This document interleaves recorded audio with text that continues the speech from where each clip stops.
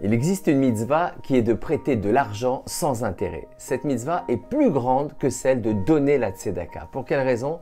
Lorsque je demande un prêt à la banque, cela a un coût, celui du temps qui passe et qui fera que la somme à rembourser sera plus élevée que celle empruntée à l'origine.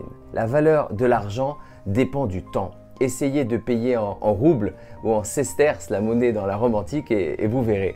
Prêter de l'argent sans intérêt, conformément à la mitzvah, c'est retrancher au temps son pouvoir enrichissant. Le temps qui passe ne change rien à la valeur de l'argent, à la somme à rembourser. Je n'exploite pas le temps qui passe. J'anéantis la dépendance entre le temps et l'argent. Je place l'argent au-dessus du temps, au-dessus du mauvais penchant. De nos jours, il existe des organismes de prêt sans intérêt. L'argent mis de côté par X est emprunté par Y et si X souhaite le récupérer, il peut le faire à tout moment grâce à des garants.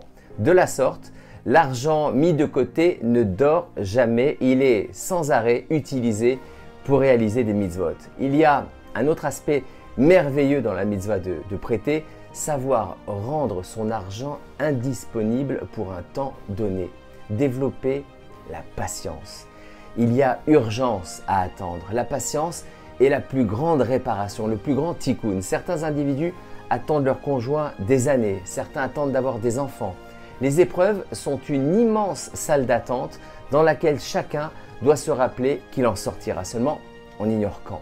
C'est cela la patience, c'est cela la émouna, la foi. Savoir uniquement que nous en sortirons un jour quand Hachem le décidera. Et savent, c'est pertinemment que la patience est une arme redoutable. Elle neutralise le mauvais penchant qui vit grâce au temps. Et savent, pour contrecarrer la patience, ne nous laisse pas respirer. Il faut tout avoir tout de suite, vite. Un fast-food, je n'ai pas le temps de cuisiner, vite. Une application pour payer, vite, vite. En apparence, ces outils nous font gagner du temps, mais ils nous ancrent indéfectiblement dans le temps. C'est le revers de la patience qu'Esav essaye de nous ôter.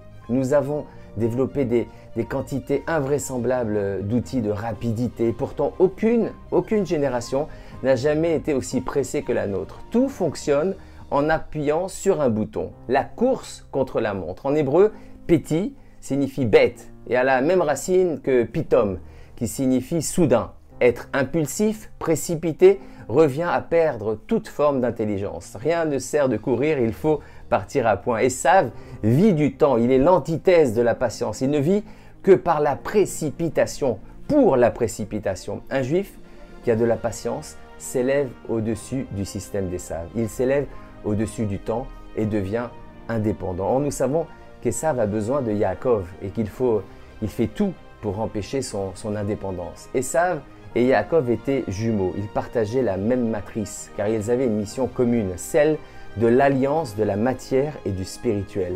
C'est là que réside la fragilité d'Esav, car en fin de compte, il ne se suffit pas à lui-même. Il ne peut exister sans Yaakov.